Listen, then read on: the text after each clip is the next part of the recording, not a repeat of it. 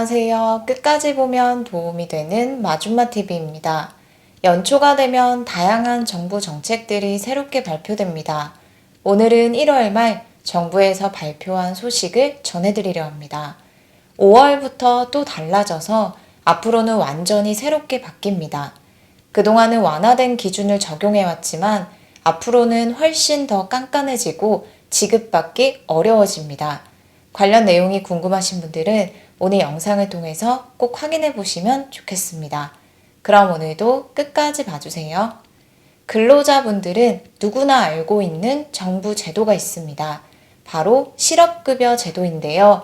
사회보험 제도 중 하나입니다. 살면서 다니던 직장을 그만두게 될 때가 있습니다. 근로자가 비자발적으로 실직하게 됐을 때 새로운 직장을 구하기 위한 재취업 활동을 하는 동안 소득이 아예 없으면 생계에 대한 불안감이 생길 수밖에 없는데요.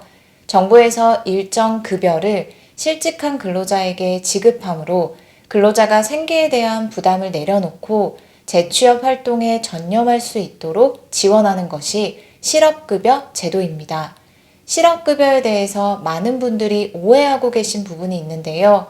실업급여는 실직한 근로자에게 주는 위로금도 아니고 고용보험료 납부의 대가로 정부에서 지급하는 것도 아닙니다.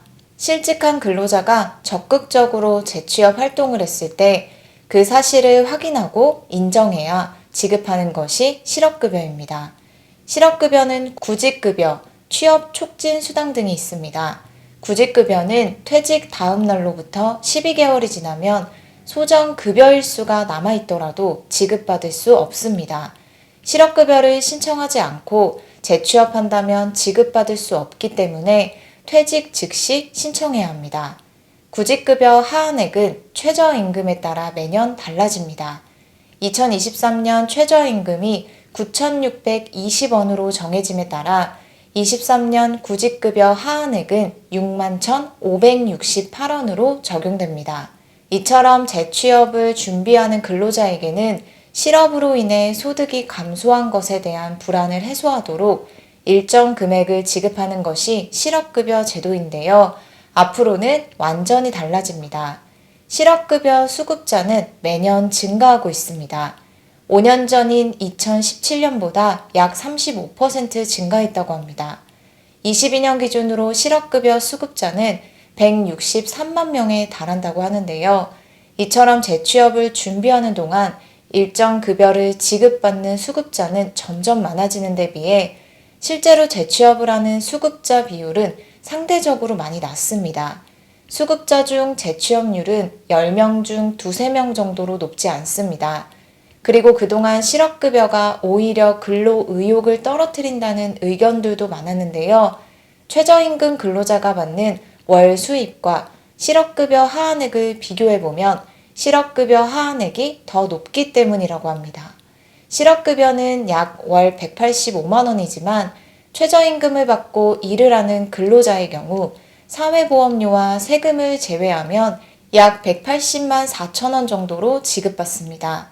즉 실업급여를 받는 것이 최저임금을 받고 일을 하는 것보다 약 4만 원 정도 오히려 더 많이 받을 수 있기 때문에 재취업에 대한 근로 의욕을 떨어뜨린다는 의견이 있었습니다. 이러한 제도의 특성을 잘 아는 분들 중 실업급여를 반복적으로 수급하는 분들이 많다고 합니다. 최소 근무기간인 6개월만 채우고 일을 그만두고 실업급여를 타고 또다시 6개월 일을 하고 그만두는 것을 반복하는 사람들이 많이 늘었다고 합니다. 이렇게 제도에 여러 가지 개선해야 할 점들이 많다고 판단하여 정부에서 기존의 고용정책을 완전히 바꾸기로 했습니다. 구직자의 근로 의욕을 높여서 재취업을 촉진하는 방향으로 정책을 전환하는 것입니다. 여러 가지 발표된 내용이 있는데요. 차례로 설명드리겠습니다. 먼저 다가오는 5월부터 달라지는 내용입니다. 22년 7월 1일부터 시행됐던 실업급여 강화 방안 기억하시나요? 팬데믹 이후로 크게 완화되어 운영되어 왔던 실업급여 제도를 작년 7월 1일부터 재정비한 것인데요. 주요 내용은 실업 인정 차수별 재취업 활동 횟수와 범위를 달리하고 수급자별 특성에 맞춰서 차별하여 적용, 수급자 선별 관리를 통해 집중 취업 알선 등 맞춤별 재취업을 강화, 허위 및 형식적 구직 활동에 대한 모니터링을 강화하는 것이었습니다. 이는 수급자의 구직 활동을 촉진하고 맞춤별 재취업 지원을 강화하기 위해서 실업인정 강화 방안을 시행한 것인데요. 다가오는 5월부터 실업인정 강화 방안을 모든 수급자에게 적용합니다.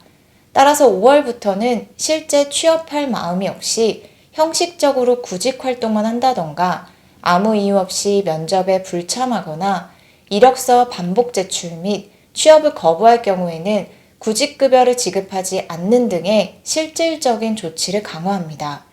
또한 올해 상반기 중에 추가적인 실업급여 제도 개선안이 마련됩니다.